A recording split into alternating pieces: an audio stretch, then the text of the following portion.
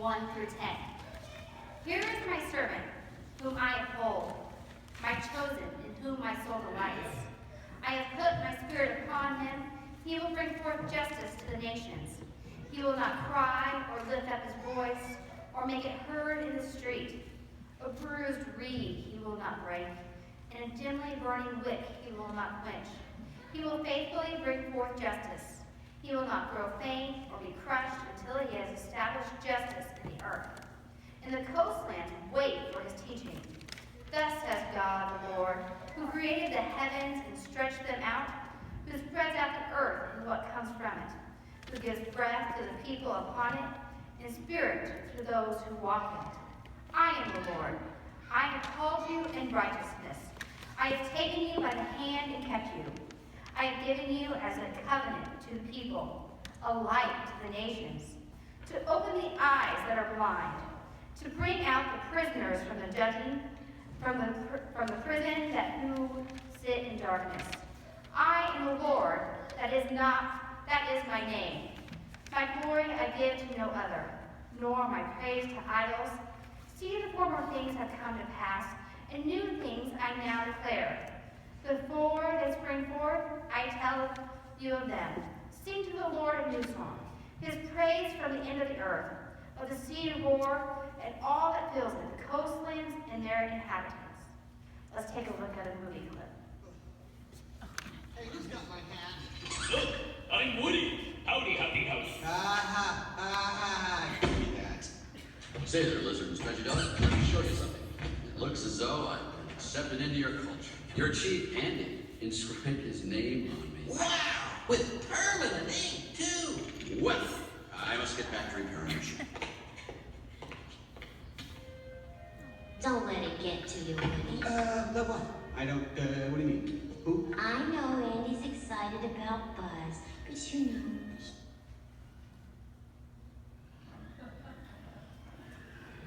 So, in that clip, you see where Woody used to be the favorite.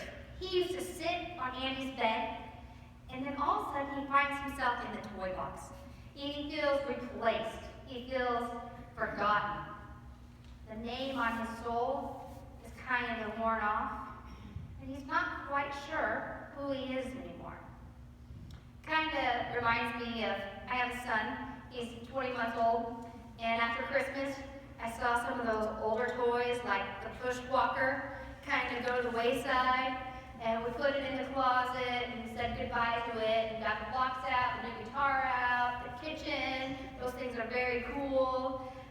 But those other things, it doesn't even seem like he remembers them anymore. They were just there one day and gone the next. But then, someone comes over to play, and they see those toys and play with them. What do you think he wants? He wants those toys. He really remembers how beloved those toys are. For a weird reason, this reminded me of the book of Genesis. My husband asked me, a couple days ago, he said, "What is your favorite book of the Bible?" I said, "Genesis." And he gave me this weird look. "Genesis? Why?" And I said, "Because it's kind of the foundation of the story you learn when you're little. And so many people disregard them. They forget about them. They see them as children's stories that have no application for our lives today." But it's interesting because those are those same stories that we teach kids to learn the foundations of being a Christian. The Noah's Ark, the creation stories, and even the story of the patriarchs. Abraham. Now, Abraham is such an interesting story. Abraham was called by God, and God made a covenant with Abraham. A covenant. Other than at church, do you use the word covenant very much? I bet if we were to walk around the street with one of those microphones and ask people what it meant, those silly things, and people give you ridiculous answers, I bet we'd get some pretty ridiculous answers about what a covenant is. No pressure here, but why don't you turn to your neighbor and ask your neighbor what they think a covenant is? Give me just 2 seconds. Go. Let's hear it. Hey, I was going to ask you, what does the covenant mean? promise. It's like a contract in good faith. Which is a promise, right? I hear a lot of good answers. I hear a promise. I hear a contract. I love that you have the same idea. You know, those are good answers, but it's deeper than that. It's a promise. What is a promise between you and God that will never go away? So often as humans, one party fails, so we think we can throw away our half, or they can throw away their half. I can fulfill this, so they don't have to fulfill that. But that's not how it is. We are in a covenant relationship with God, and no matter what we do, no matter what happens, God will never throw away that relationship. We will always be in that covenant relationship. And I think back to some of those crazy patriarch stories. Abraham. God said, Abraham, I'm going to make you a great nation. You just sit tight with your wife, and I promise you this will happen. But did Abraham stay true? Abraham took his maidservant and had sons with his maidservant. Abraham didn't trust God, but did God say, okay, never mind. No longer am I going to be made, you're going to be a made nation, and you're going to be made great. God fulfilled God's side of the promise. Abraham was made great. Then I think of one of my favorite stories, and that is of Jacob. Who knows what the name Jacob means? Grabber. Jacob was literally grabbing the foot of his brother Esau as he came out of the womb. They were twins, and Jacob wanted to be born first so that he could have the great inheritance, the great birthright. So he's grabbing on to try to come out first. And then, when he didn't come out first, he stole his brother's birthright. But yet, God still did great things through Jacob. Jacob might not have upheld all the great things that God had told him to do, but God still held on to this promise.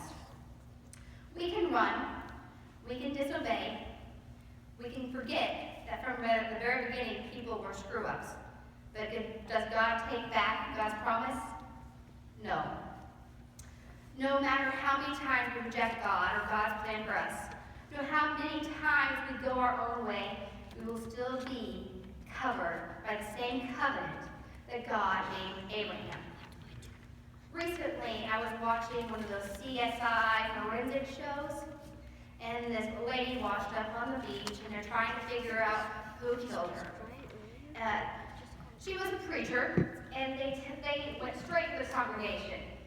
They said, this lady, it must be something from her past. The congregation figured it out, and they crucified her for her sins. She was divorced. It must have been because she was a divorced pastor. They looked and looked, nope, wasn't that. Okay, so she must have something scandalous going on right now. Something must be going in her life. These people just can't forgive her for. They looked and looked, couldn't come up with anything. She was so beloved by the people who surrounded her. You know who it was who crucified her? It was the people on the outside. So often, we listen to those outside voices. We listen to those one voices instead of we have all these great voices surrounding us, but we listen to that one voice that doesn't even matter. That voice that is bringing us down. When really, we need to listen to those voices who God has put in our life to bring us up, to help us remember that we are children of God. This story rang true to me. I often forget how much I'm loved, and I listen to that investigator. I listen to those people who need and prod and want to tear me down. I listen to the outside people, and they tend to kill my spirit. When really, I need to listen to those people who I know that I am a child of God, and know that I'm beloved by God. Sometimes, when I'm at my worst, it's not that I need to sit and reflect on who I am, but I need to sit and reflect on who God is and what God has done. Now, we're going to jump back to Genesis. Everybody close your eyes. Not you. I want you to think about the most beautiful place that you have ever been. The place that you think, wow, God created this. For some, it's the mountaintops, the beautiful trees, the clean, fresh air, even the long trek getting to the top. For others, it's a beach. The sand between your toes, the expanse of the waters. You can't see across it, and you think, how is it that God is so great, that God made this? And then I think even of the deserts, in their beautiful array of colors, the sand that has been carefully sculpted by the wind into these great monuments. Now think about these things, and think about yourself. And if God made these things so great, God made you beloved, and even greater than these things, made you to take care of these things. Think the verses of the verse from today, verse 5. Thus says God the Lord, who created the heavens and stretched them out, who spread out the earth and what comes from it, who gives birth to the people upon it, and spirit to those who walk in it. And open your eyes. In case you didn't hear what the kids sang, in case you've forgotten the stories of Genesis in the Old Testament, you should know that you are all sons and daughters of Abraham. You are beloved by God. You belong to God, and God has made a covenant, not just with Abraham, but with you. You're not going to be forgotten. Your name may not be written, God's name might not be written on the sole of your shoe. How many of you have, everybody check your soul? Tell me if there's but God's name is written on your heart. You belong to God. Let's take a look.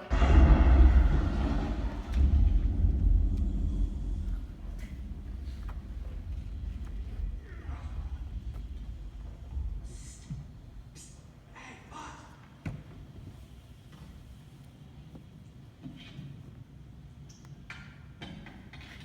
Hey, get over here and see if you can get this toolbox off me. Come on, Buzz. I can't do this without you. I need your help. I can't help. I can't help anyone. Well, sure you can, Buzz. You can get me out of here, and then I'll get that rocket off you, and we'll make a break for Andy's house. Andy's house, Sid's house. What's the difference? Oh, Buzz, you've had a big fall. You must not be thinking clearly. No, Woody. For the first time, I am thinking clearly. You were right all along. I'm not a space ranger. I'm just a toy, a stupid, little, insignificant toy. Whoa, hey, wait a minute. Being a toy is a lot better than being a space ranger. Yeah, right. No, it is. Look, over in that house is a kid who thinks you are the greatest, and it's not because you're a space ranger, pal. It's because you're a toy. You are his toy. But why would Andy want me? Why would Andy want you? Look at you. You're a Buzz Lightyear. Any other toy would give up his moving parts just to be you. You've got wings. You glow in the dark. You talk. Your helmet does that whoosh thing. You are a cool toy. As a matter of fact, you're too cool. I mean, what chance does a toy like me have against a Buzz Lightyear action figure? All I can do is...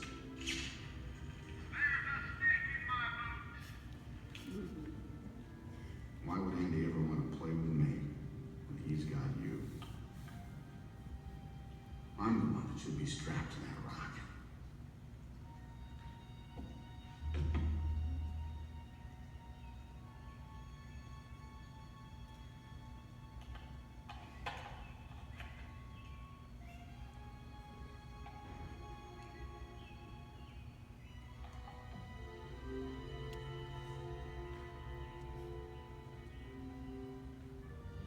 Listen, Buzz, forget about me. You should get out of here while you can.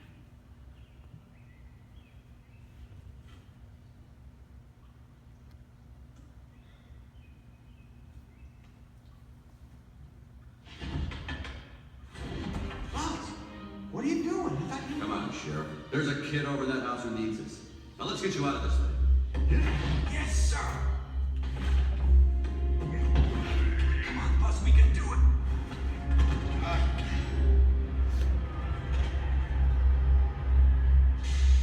Woody, it's the movie van. We gotta get out of here now. Hey, come on, Buzz. All right. Buzz, hey, I'm out. Almost there.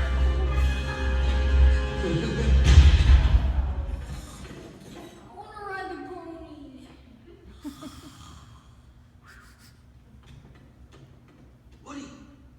Woody, are you all right?